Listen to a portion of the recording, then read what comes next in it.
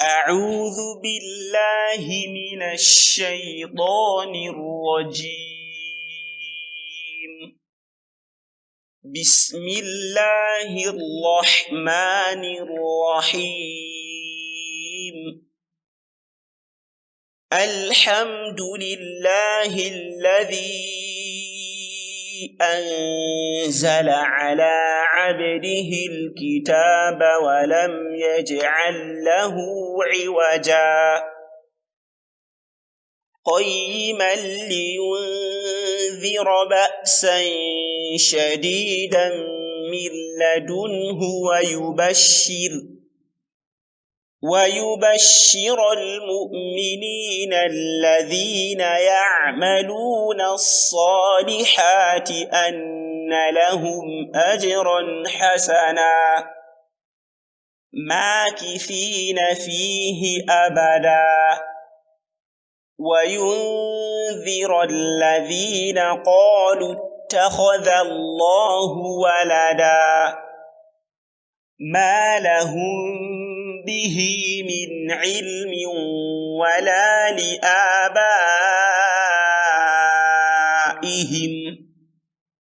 كبرت كلمة تخرج من أفواههم إن يقولون إلا كذبا فلعلك باخع نفسك على آثارهم إن لم يؤمنوا بهذا الحديث أسفا إنا جعلنا ما على الأرض زينة لها لنبلوهم أيهم أحسن عملا وإنا لجاعلون ما عليها صعيدا جرزا أم حسبت أن أصحاب الكهف والرقيم كانوا من آياتنا عجبا إذ أوى الفتية إلى الكهف فقالوا ربنا آتنا من لدنك رحمة وهيئ لنا من أمرنا رشدا فضربنا على آذانهم في الكهف سنين عددا ثم بعثناهم لنعلم أي الحزبين أحصى لما لبثوا أمدا نحن نقص عليك نبأهم بالحق إنهم فتية آمنوا بربهم وزدناهم هدى وربطنا على قلوبهم إذ قاموا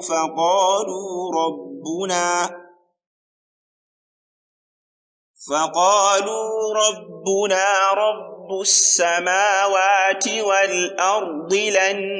ندعو من دونه إلها لقد قلنا إذا شططا هؤلاء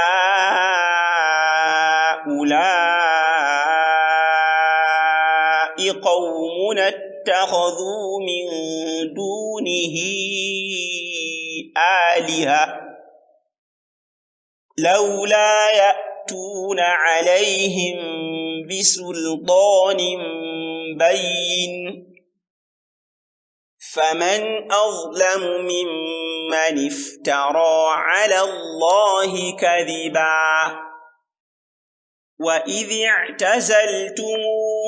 وما يعبدون إلا الله فأووا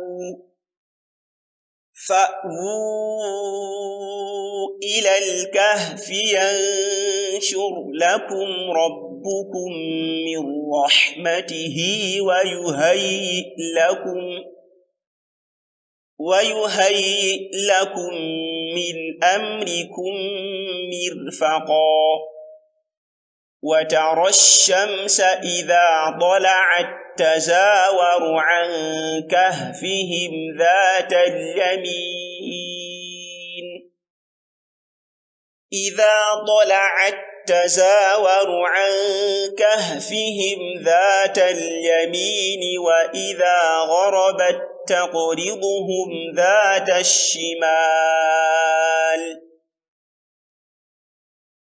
وإذا غربت تقرضهم ذات الشمال وهم في فجوة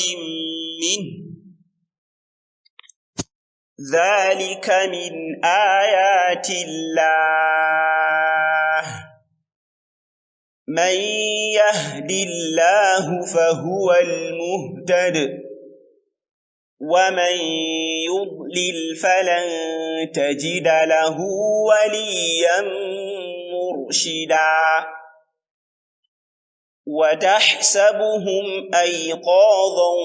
وهم رقود ونقلبهم ذات اليمين وذات الشمال وكلبهم باسط ذراعيه بالوصيد لو اطلعت عليهم لوليت منهم فرارا ولملئت منهم رعبا وكذلك بعثناهم ليتساءلوا بينهم قال قائل منهم كم لبثتم قالوا لبثنا يوما أو بعض يوم قالوا ربكم أعلم بما لبثتم فابعثوا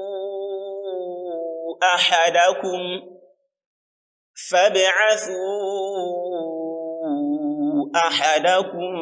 بورقكم هذه إلى المدينة فلينظر أيها أزكى طعاما فليأتكم برزق منه وليتلطف ولا يشعرن بكم أحدا إنهم إن يظهروا عليكم يرجموكم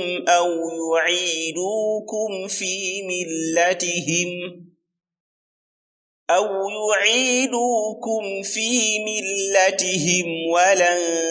تفلحوا إذن أبدا وكذلك أعثرنا عليهم ليعلموا أن وعد الله حق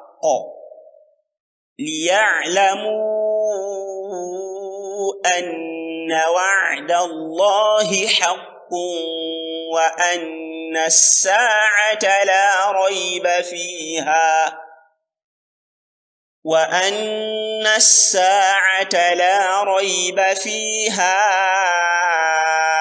إذ يتنازعون بينهم أمرهم فقالوا ابنوا عليهم بنيانا ربهم أعلم بهم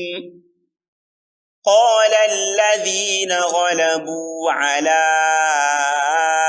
أمرهم لنتخذن عليهم مسجدا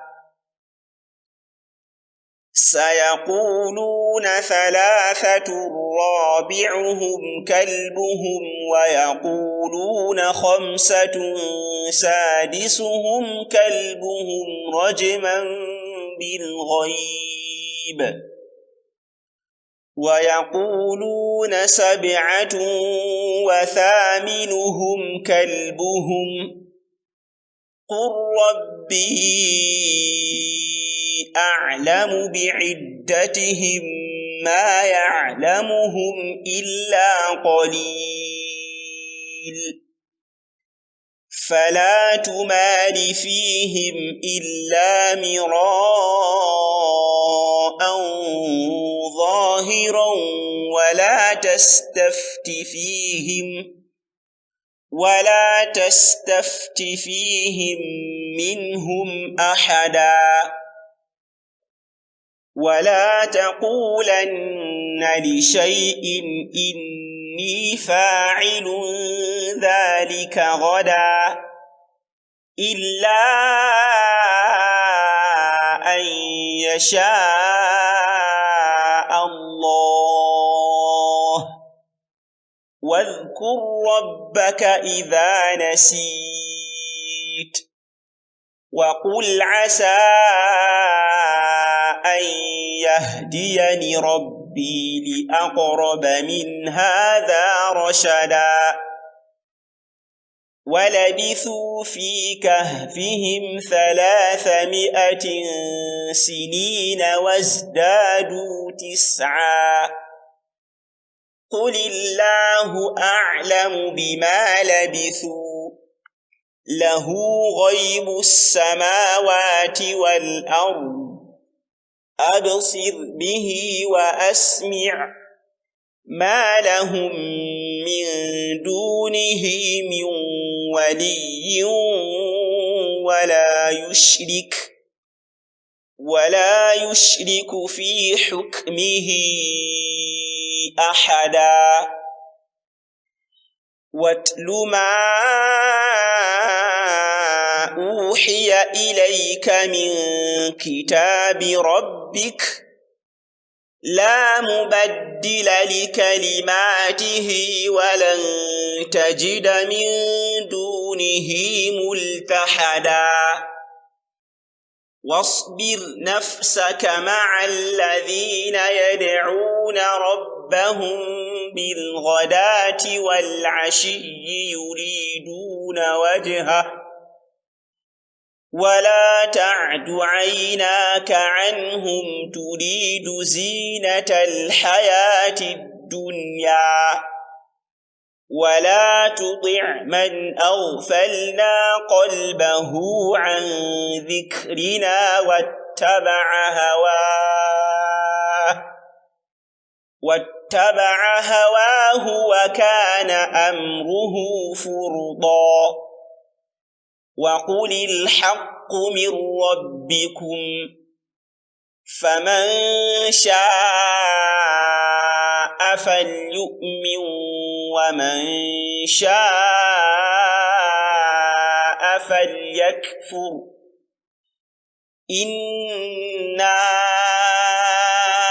أعتدنا للظالمين نارا أحاط بهم سرادقها وإن يستغيثوا يغاثوا بماء كالمهل يشوي الوجوه بئس الشراب وساءت مرتفقا إن الذين آمنوا وعملوا الصالحات إنا لا نضيع أجر من أحسن عملا أولئك لهم جنات عدن تجري من تحتهم الأنهار يحلون فيها من أساور من ذهب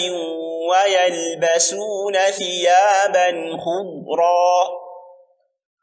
ويلبسون ثيابا خضرا من سندس وإستبرق متكئين فيها على الأرائك نعم الثواب وحسنت مرتفقا واضرب لهم مثل الرجلين جعلنا لأحدهما جنتين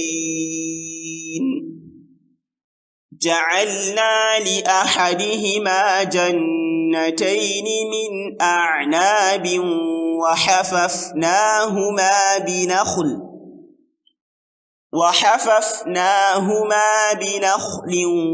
وجعلنا بينهما زرعا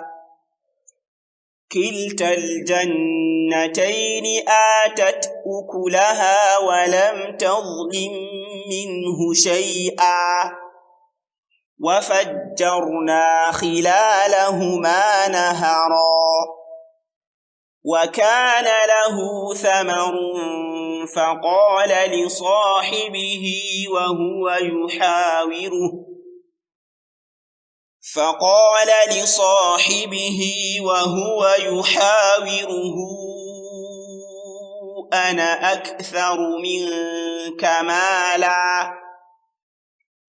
أنا أكثر منك مالا وأعز نفرا ودخل جنته وهو ظالم لنفسه قال ما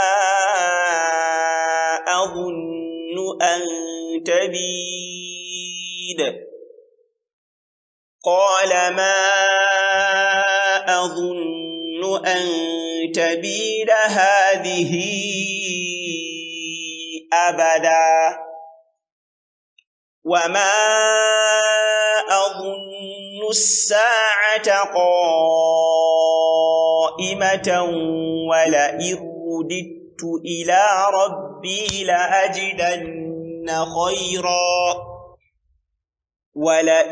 رددت إلى ربي لأجدن خيرا منها منقلبا قال له صاحبه وهو يحاوره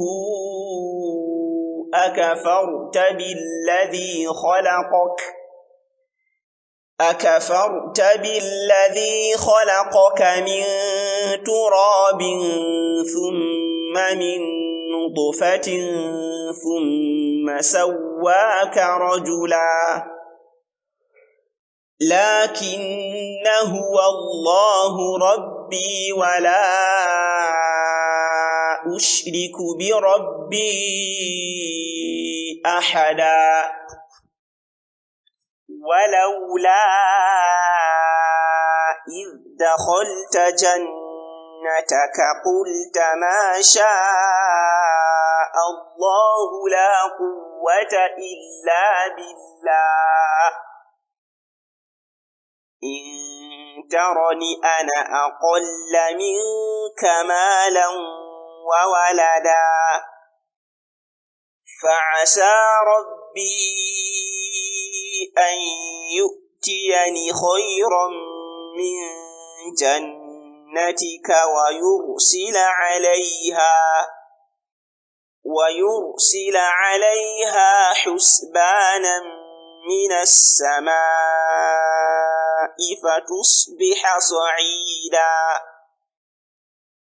فتصبح صعيدا زلقا أو يصبح ماؤها غورا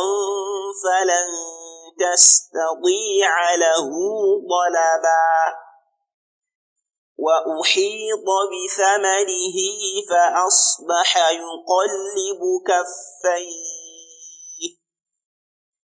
فأصبح يقلب كفيه على ما أنفق فيها وهي خاوية على عروشها ويقول يا ليتني لم أشرك بربي أحدا ولم تكن له فئة ينصرونه من دون الله وما كان منتصرا هنالك الولاية لله الحق هو خير ثوابا وخير عقبا واضرب لهم مثل الحياة الدنيا كماء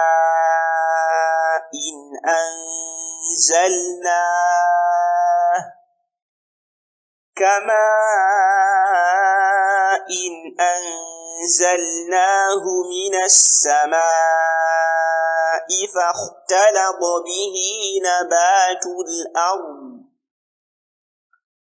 فاختلط به نبات الأرض فأصبح هشيما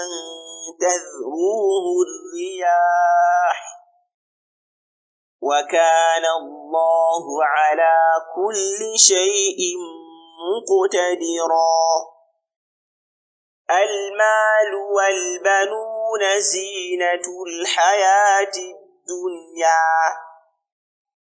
والباقيات الصالحات خير عند ربك ثوابا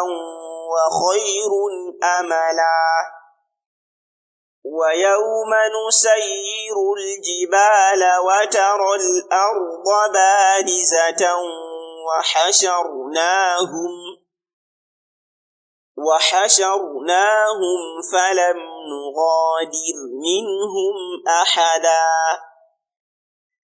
وعرضوا على ربك صفا لقد جئتمونا كما خلقناكم أول مرة بل زعمتم أن لن نجعل لكم موعدا ووضع الكتاب فترى المجرمين مشفقين مما فيه ويقولون يا ويلتنا ما لهذا الكتاب لا يغادر صغيرة ولا كبيرة إلا أحصاها ووجدوا ما عملوا حاضرا ولا يظلم ربك أحدا وإذ قلنا للملائكة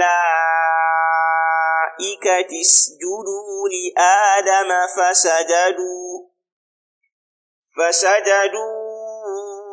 إلا إبليس كان من الجن ففسق عن أمر ربه أفتتخذونه وذريته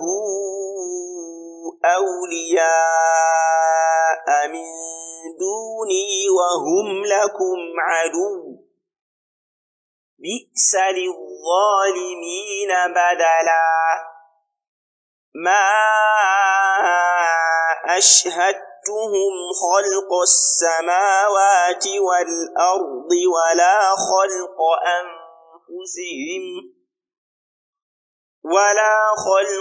أنفسهم وما كنت متخذ المضلين عضدا ويوم يقول نادوا شركائي الذين زعمتم فدعوهم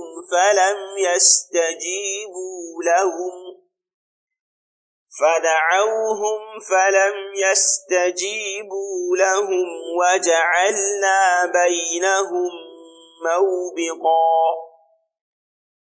ورأى المجرمون النار فظنوا أنهم واقعوها ولم يجدوا عنها مصرفا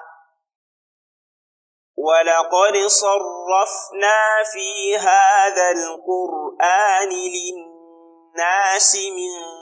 كل مثل وكان الإنسان أكثر شيء جدلا وما منع الناس أن يؤمنوا إذ جاءهم الهدى ويستغفروا ربهم إلا أن تأتيهم سنة الأولين أو يأتيهم العذاب قبلا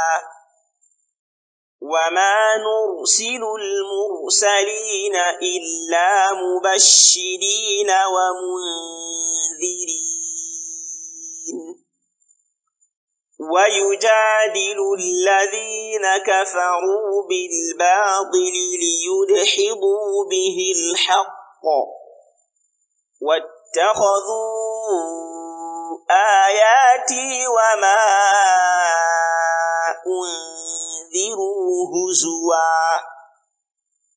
ومن أظلم ممن ذكر بآيات ربه فأعرض عنها ونسي ما قدمت يداه إنا جعلنا على قلوبهم أكنة أن يفقهوه وفي آذانهم وقرا وإن تدعهم إلى الهدى فلن يهتدوا إذا أبدا وربك الغفور ذو الرحمة لو يؤاخذهم بما كسبوا لعجل لهم العذاب بل لهم موعد لن يجدوا من دونه موئلا وتلك القرى أهلكناهم لما ظلموا وجعلنا لمهلكهم موعدا وإذ قال موسى لفتاه لا أبرح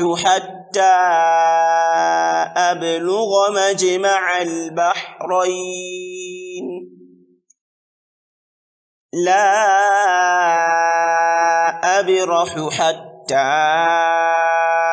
أبلغ مجمع البحرين أو أمضي حقبا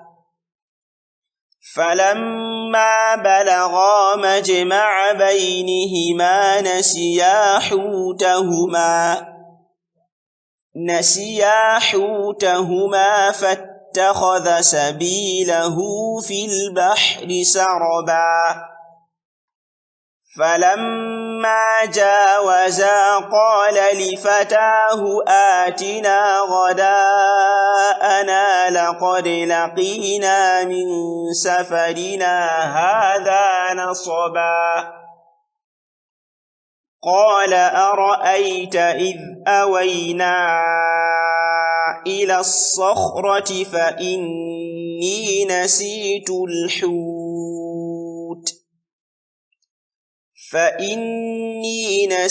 الحوت وما أنسانيه إلا الشيطان أن أذكره واتخذ سبيله في البحر عجبا قال ذلك ما كنا نبغ فارتدا على آثارهما قصصا فوجدا عبدا من عبادنا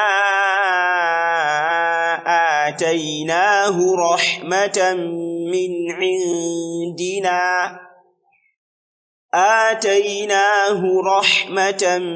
من عندنا وعلمناه من لدنا علما قال له موسى هل أتبعك على أن تعلمني مما علمت رشدا قال إنك لن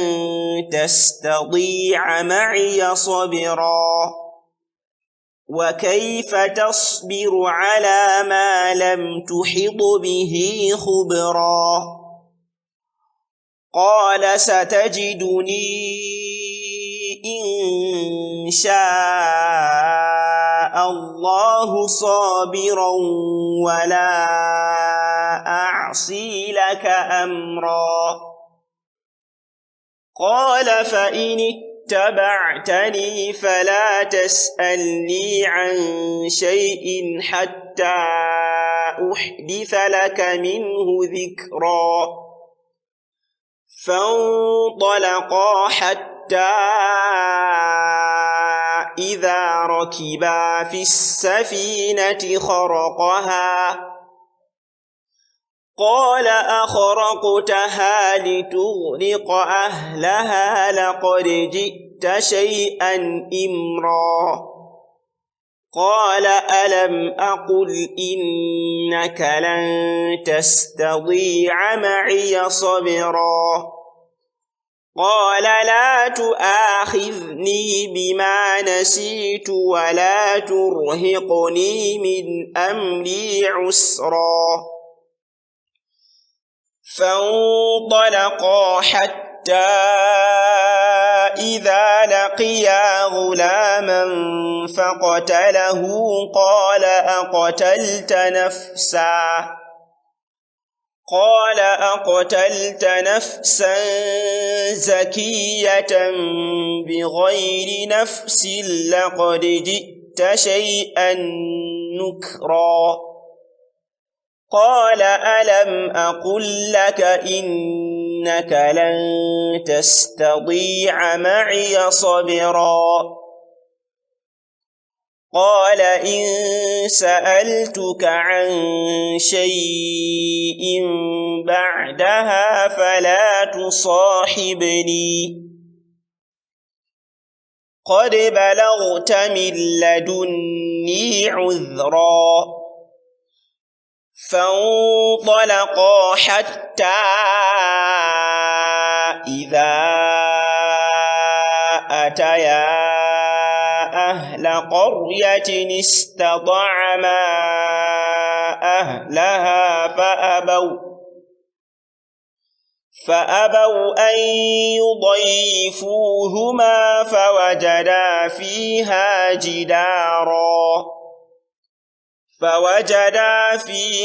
جدارا يريد أن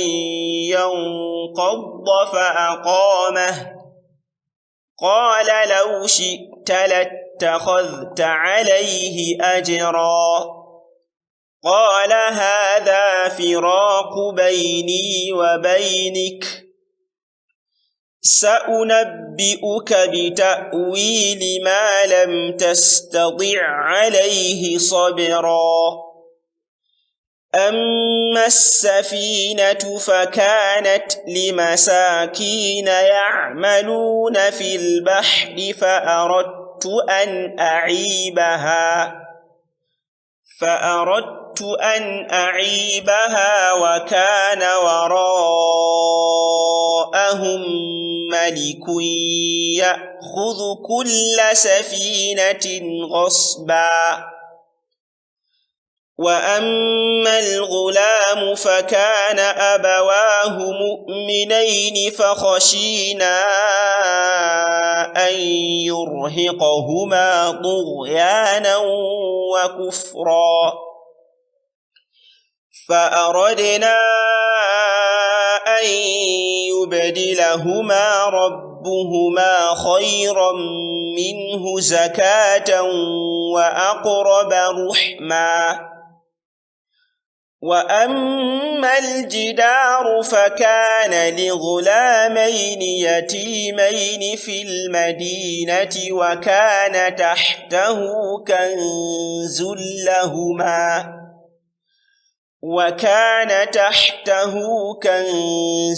لهما وكان أبوهما صالحا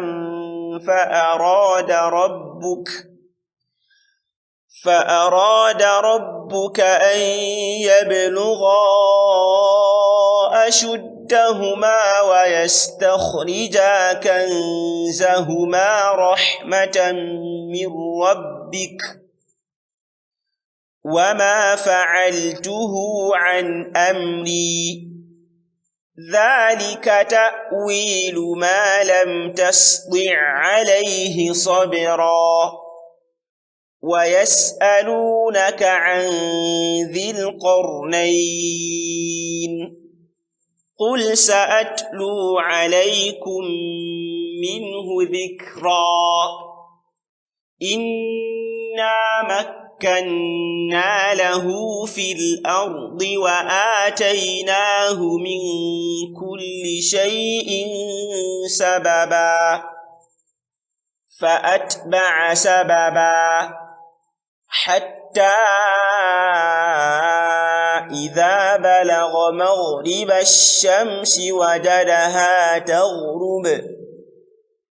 وجدها تغرب في عين حمئة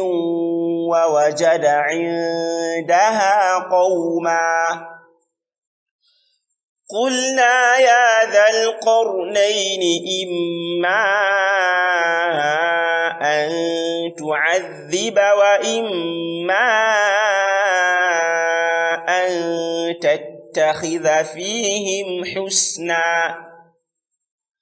قال أما من ظلم فسوف نعذبه ثم يرد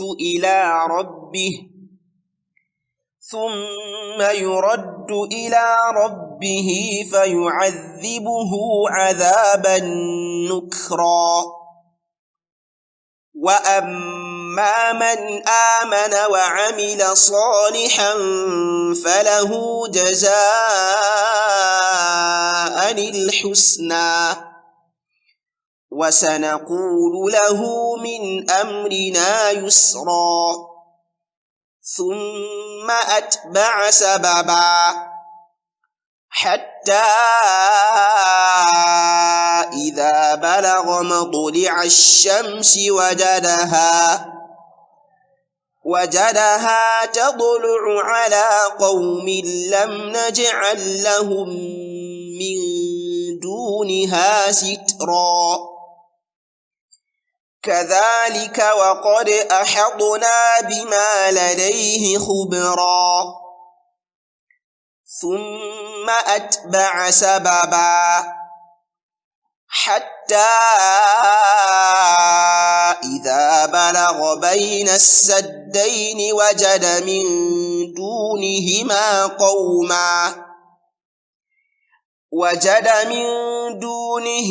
قوما لا يكادون يفقهون قولا. قالوا يا ذا القرنين إن يأجوج ومأجوج مفسدون في الأرض فهل نجعل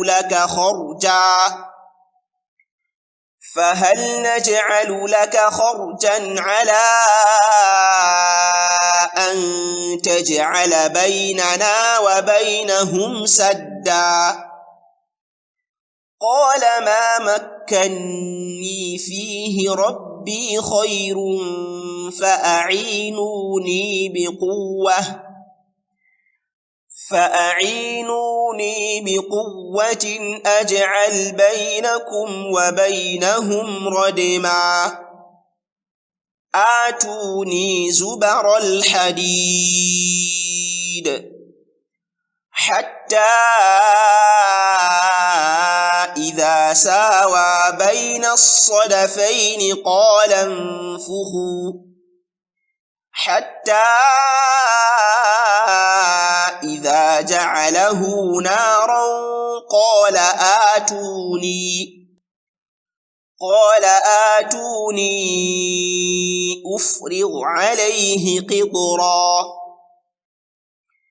فما استطاعوا أن يظهروه وما استطاعوا له نقبا قال هذا رحمة من ربي فإذا جاء وعد ربي جعله دكاء وكان وعد ربي حقا وتركنا بعضهم يومئذ يموج في بعض ونفخ في الصور فجمعناهم جمعا وعرضنا جهنم يومئذ للكافرين عرضا الذين كانت أعينهم في غطاء عن ذكري وكانوا لا يستطيعون سمعا أفحسب الذين كفروا أن يتخذوا عبادي من دوني أولياء إنا أعتدنا جهنم للكافرين نزلا قل هل ننبئكم بالأخسرين أعمالا الذين ضل سعيهم في الحياة الدنيا وهم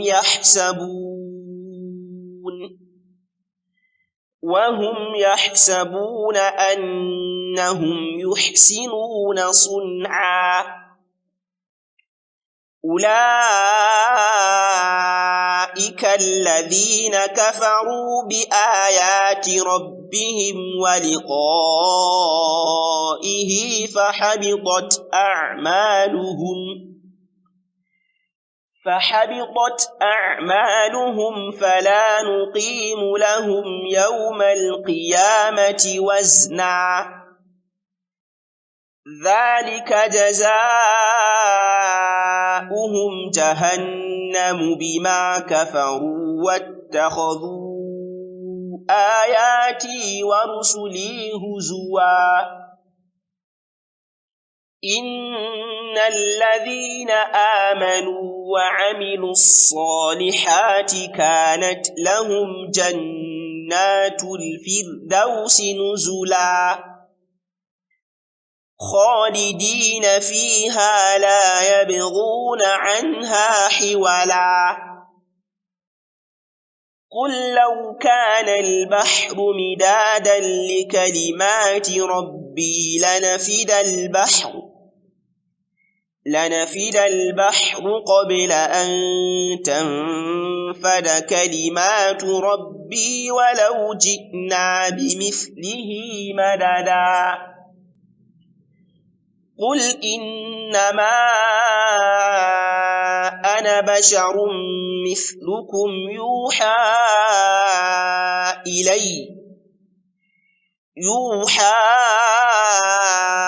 إلي أنما إلهكم إله واحد فمن كان يرجو لقاء ربه فليعمل عملا